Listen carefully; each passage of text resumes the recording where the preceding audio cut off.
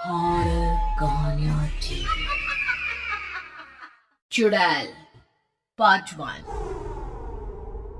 ऊंची ऊंची पहाड़ियों और घने जंगल से घिरा हुआ भैरवगढ़ गांव काली पहाड़ी के ठीक पीछे था।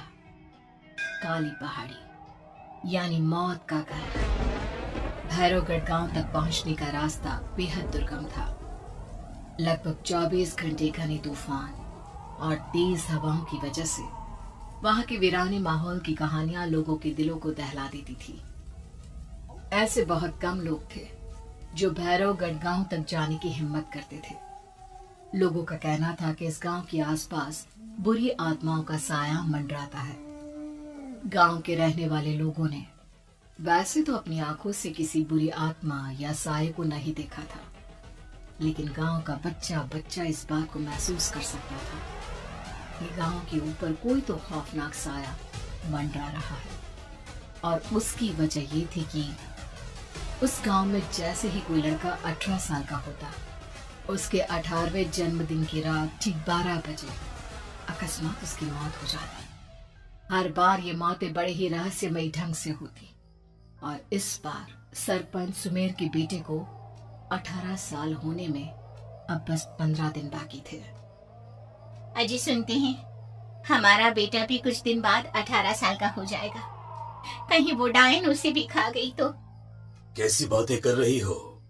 जब वो इस गांव में ही नहीं है तो कोई भी डायन या बुरा साया उसका कैसे कुछ बिगाड़ सकता है? उसे कुछ नहीं होगा। हाँ जानती हूँ, आपने उसे पढ़ाई के बहाने इस गांव से बाहर निकाल शहर भेज दिया है, लेकिन ये भी तो सच है ना कि वो बार बार यहाँ आने की जिद करता रहता है। वो चाहे कितनी भी जिद कर ले जानकी, पर मैं उसे इस गांव में कभी वापस नहीं आने दूंगा। मैं नहीं चाहता कि गांव के दूसरे लड़कों की तरह मेरे बेटे की भी अजीबोगरीब ढंग से मौत हो जाए। कभी कभी तो लगता है कि हम सब गांव वालों को हिम्मत करके अपने गांव को इस बुरी आत्मा से छुड़वा लेना चाहिए। लेकिन कौन जानता है आखिर वो खतरनाक साया किसका है? वो काली आत्मा कौन है जो रातों रात हमारे गांव के लड़कों को निगल जाती है?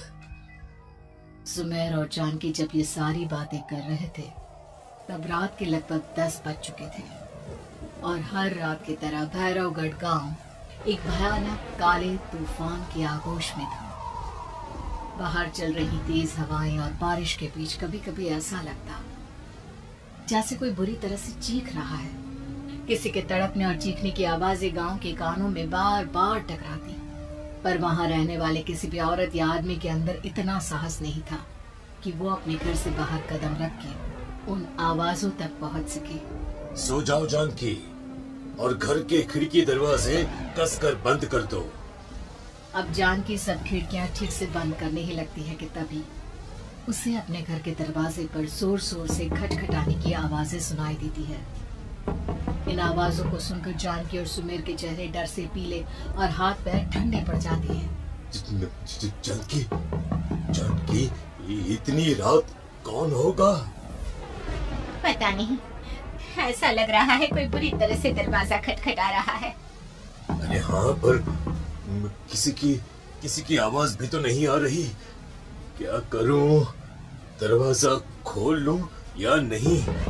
कहीं ऐसा ना हो कि किसी को हमारी मदद की जरूरत हो। लड़खड़ाते कदमों से सुमेर दरवाजे के करीब जाता है और अपने कान को दरवाजे पर रख धीरे से आवाज देते हुए पूछता है, कौन कौन है? कौन है वहाँ? तभी एक बेहद डराने वाली आवाज उसके कानों से टकराती है। दरवाजा खोलो, दरवाजा खोलो, वरना आज की रात इस गांव में कोई जिंदा नहीं बचेगा। मैं जानती हूँ तुम्हारा बेटा 18 साल का होने वाला है। अगर उसकी जान की जरा भी परवाह है तो दरवाजा खोल दो। इस आवाज को सुनते ही सुमेर घबरा कर पीछे हट जाता है और जानकी को पूरी बात बताता है। कहीं वो डायन हमारे घर तक तो नहीं पहुंच गई? अब हम क्या करेंगे?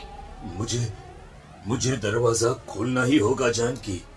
मेरे पास अब कोई रास्ता नहीं है। इतना कहकर सुमेर डर से अपनी दोनों आंखें कसकर बंद करता है और कांपते हाथों के साथ झटके से दरवाजा खोल देता है। तभी किसी के जोर से हंसने की आवाज सुमेर और जानकी को सुनाई देती है। उस आवाज को सुन दोनों दरवाजे की तरफ देखते हैं और सामने अपने बेटे राहुल को खड़ा देख तंग रह जाते हैं।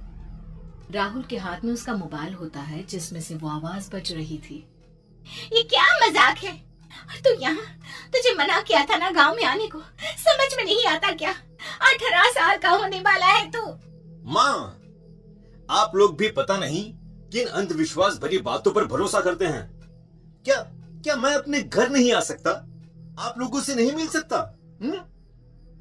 देख बेटा, हमने तुझे किसी वजह से ही इस गांव से दूर रखा था और यहाँ आकर तूने अच्छा नहीं किया। चल चल चल, मैं तुझे अभी के अभी वापस शहर छोड़कर आता हूँ। ओफो पापा, आप बेकार की बातों से परेशान हो रहे हैं। बाहर इतना तेज अंधड़ तूफान चल रहा है, कहीं जाने की जरूरत नहीं है।